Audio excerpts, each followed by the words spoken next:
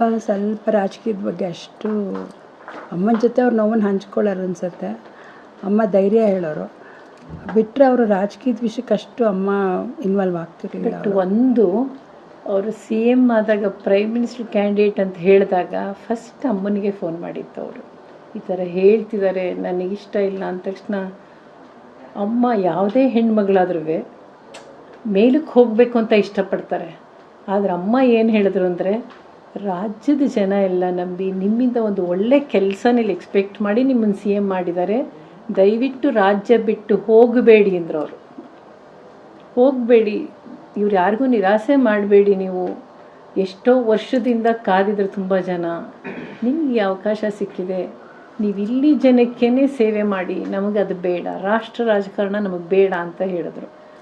ರಾಜಕೀಯವಾಗಿ ಏನಾದರೂ ಒಂದು ಸಜೆಷನ್ ಕೊಟ್ಟಿದ್ದಾರಮ್ಮ ಅಂದರೆ ಆ ಘಟ್ಟದಲ್ಲೊಂದೇ.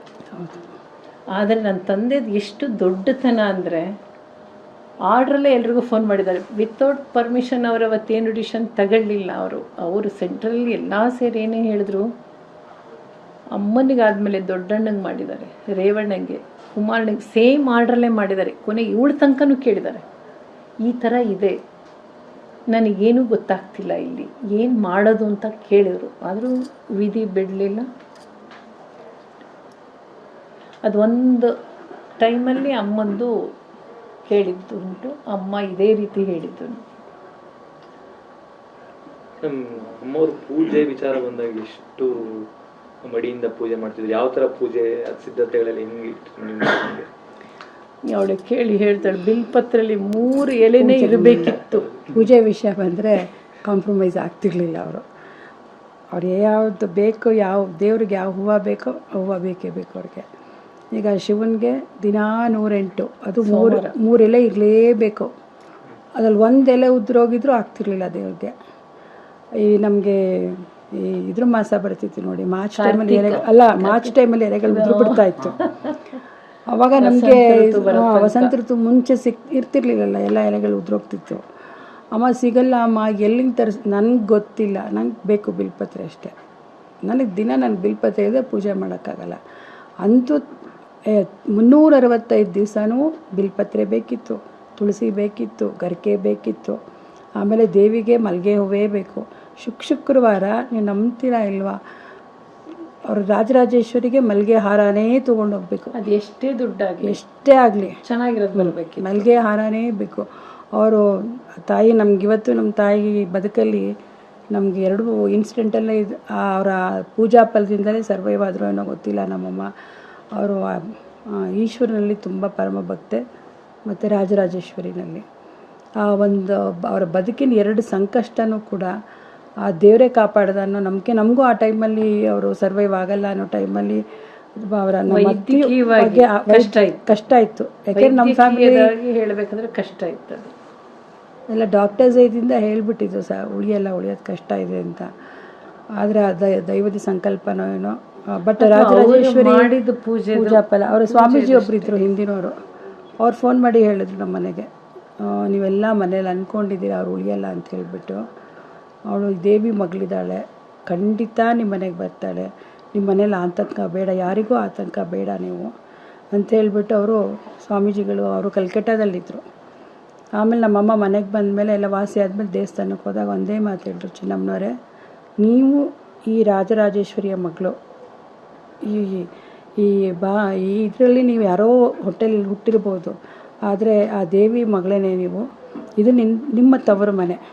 ಈ ತವ್ರ ಮನೆಗೆ ಬಂದರೆ ದೇವಸ್ಥಾನಕ್ಕೆ ಬಂದಾಗ ಒಂದು ಲೋಟ ನೀವು ಮಜ್ಜಿಗೆನೋ ಹಾಲು ಕುಡ್ದೇ ಹೋಗ್ಬೇಕು ತವ್ರ ಮನೆಯಿಂದ, ಹಂಗೆ ಹೋಗಬೇಡಿ ಅಮ್ಮ, ಹೋಗಬಾರ್ದಮ್ಮ ಅಂತ ಸ್ವಾಮೀಜಿ ಹೇಳೋರು. ಅವ್ರು ಇರೋ ತನಕ ಅಮ್ಮಂಗೆ ಬಿಡ್ತಿರ್ಲಿಲ್ಲ ಅವರು.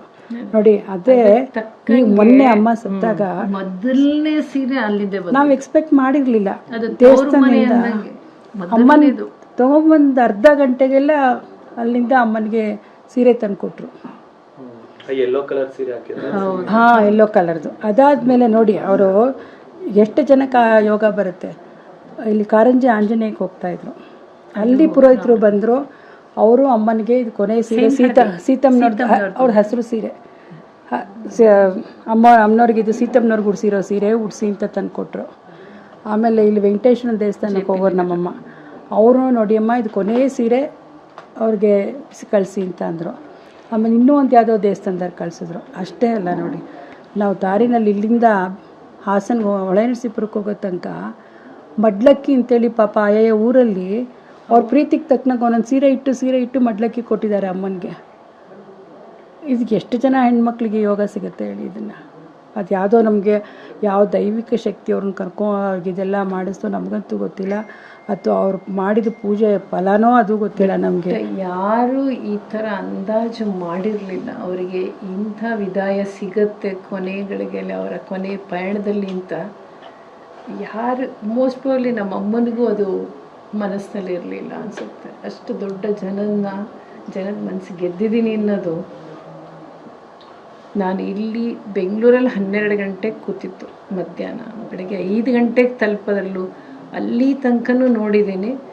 ಕೆಲವು ಮಧ್ಯದಲ್ಲಿ 3 ಗಂಟೆ ರಾತ್ರಿ 12 ಗಂಟೆ ರಾತ್ರಿ ಜನ ನಿಂತಿರೋದಿರಲಿ, ಅವರ ತಂದೆ ಭುಜದ ಮೇಲೆ ಸೊಂಟದ ಮೇಲೆ ತಾಯಿ ಸೊಂಟದ ಮೇಲೆ ಇರೋ ಮಕ್ಕಳು ಕೈ ಮುಗೀತಾರೆ ಅಂದರೆ ಅವ್ರ ಮನೆಯೊಳಗೆ ನಮ್ಮ ತಾಯಿ ಬಗ್ಗೆ ಎಂಥ ಒಳ್ಳೆ ಮಾತು ಹೇಳಿರ್ಬೋದು ಅವರೆಲ್ಲ ತಂದೆ ತಾಯಿಗಳು ಅಂದ್ಕೊಂಡೆ.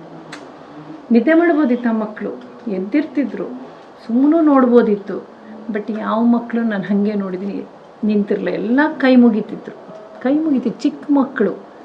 ಅವ್ರ ಮನಸ್ಸಿನಲ್ಲೇ ಅಮ್ಮನಿಗೆ ಒಂದು ಕೊನೆಯದೊಂದು ನಮನ ಹೇಳಬೇಕು ಅಂದರೆ ಆ ಮನೆಯೊಳಗಿನ ವಾತಾವರಣ ಹೆಂಗಿರ್ಬೋದು ಇವ್ರ ಬಗ್ಗೆ, ಅದನ್ನು ಕಣ್ಣಾರೆ ನೋಡ್ಬಿಟ್ಟೆ ನಾನು.